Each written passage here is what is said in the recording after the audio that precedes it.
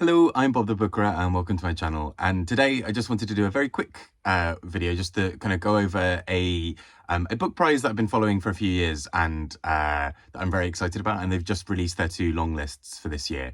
So that's the Polari Book Prize, as you would have known because you'd have seen the title. But the Polari Book Prize is a UK-based book prize that celebrates books that are from LGBTQ plus authors and about LGBTQ plus lives in some capacity.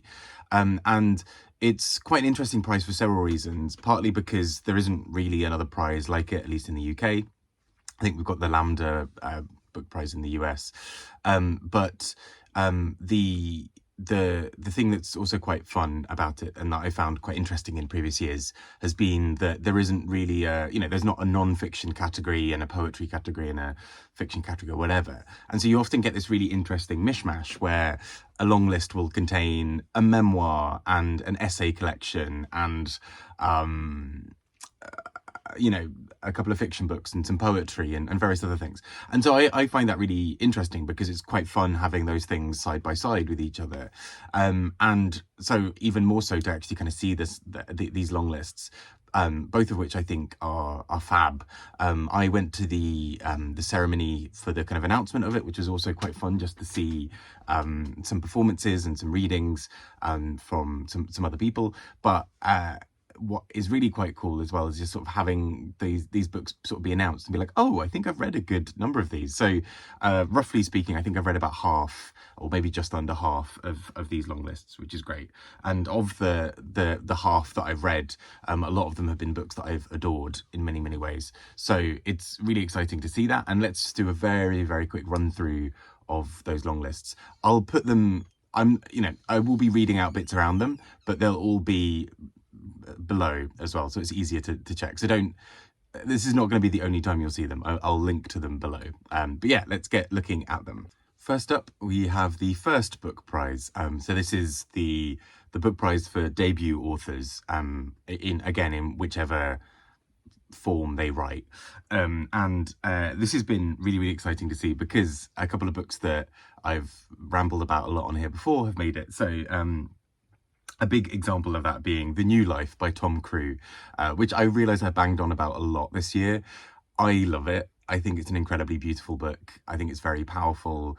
I think it is so well considered and researched and thought through. And yeah, it's a book that really hit me in a specific way because of the way that I think it talks about how kind of queer people reach out to each other and kind of communicate in ways that are kind of hidden to kind of other passers-by. So that's really, really exciting. And we also have in there, for example, Travis Alabanza's None of the Above, which is a memoir, and I think they write it so beautifully, talking about their relationship with gender, with sort of how they navigate their non-binary identity, and particularly that against the backdrop of being a performer, of being a person of colour, and the kind of complicated nuances of racism that they've experienced as well, that are kind of through the lens sometimes of being also non-binary and therefore being kind of an other within an othered category. And I think it's so interesting in so many ways. I think a few others on there that I've read, so Whatever Happened to Queer Happiness by Kevin Brazil, The Whale Tattoo by John Ransom, and the A Visible Man by Edward Enninful are the ones I've read from this category, and just some really interesting books on this. I'm very, very excited that it's given me another reason to finally read Orpheus Builds a Girl by Heather Parry, which has kind of been one of those books that I mean, I know very little about, apart from that a few people I know love it, and it has a really cool title. But it's something that I really, really want to check out. But also in there, we've got a couple of poetry collections.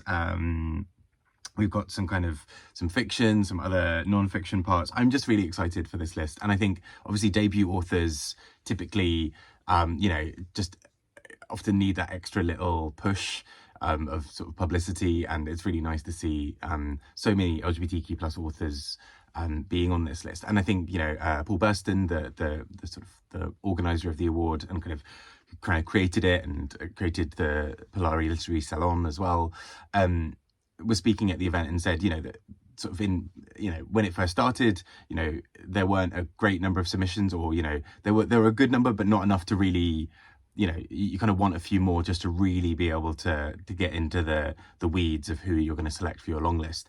And he was saying this year there've been more than ever, which is really, really great to hear.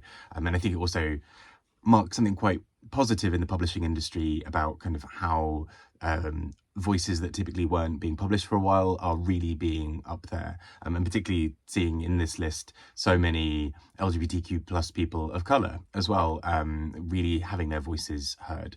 And with that, let's go to the second long list.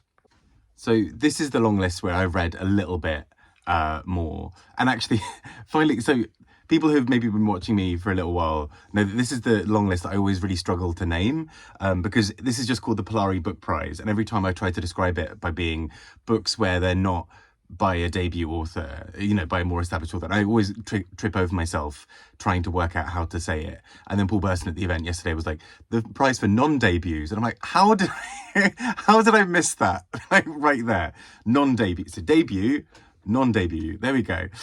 So the non-debut list, so the Polari Book Prize is sort of a more general one for more established authors, has some really, really exciting books in there that I have loved. Lots and lots of books I gave 5 stars to, or really loved in other ways. So, for example, we have one of my all-time gems of a book, Sean Hewitt's All Down Darkness Wide, a memoir that deals a lot with I mean, it's hard to really describe what it's about. It's about so many things, but like the breakdown of a relationship, and particularly the intersections of that with mental health. And it's also just this beautiful lyrical book that just really probes into the human psyche and to who we are as people in the most beautiful, beautiful way. So there's this, which I really, really adore. And, try not to have favourites right away, but there's Cells by Gavin McRae, which is a memoir with him talking about him and his mother.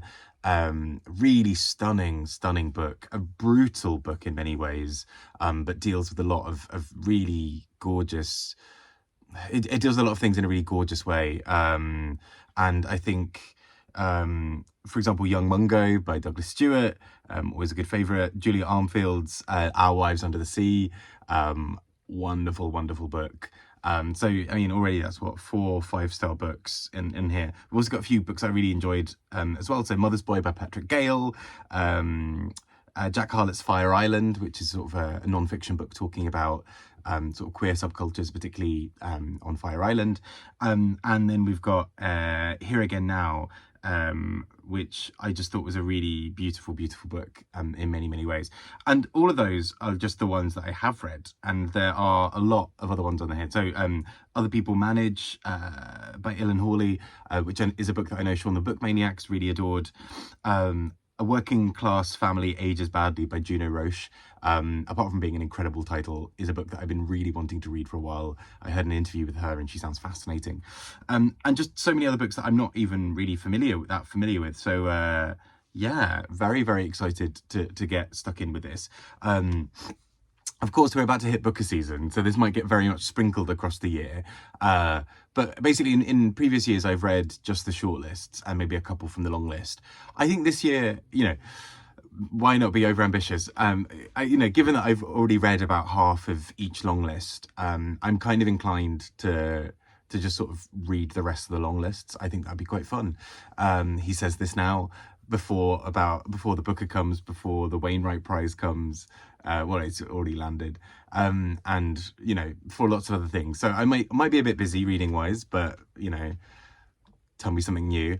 But really, really excited, and I really urge you, if any of these books sound interesting to you, to check out some of them. I think there's so much exciting work going on with queer writing, with just the way stories are being told at the moment, and the stories that are getting attention. And so I really, really urge you to check some of these out if they sound like they'd be interesting to you, and keep tuned, or stay tuned, whatever, because I'll be eventually reading bits of these as I go as well. Anyway, I've been Bob Booker.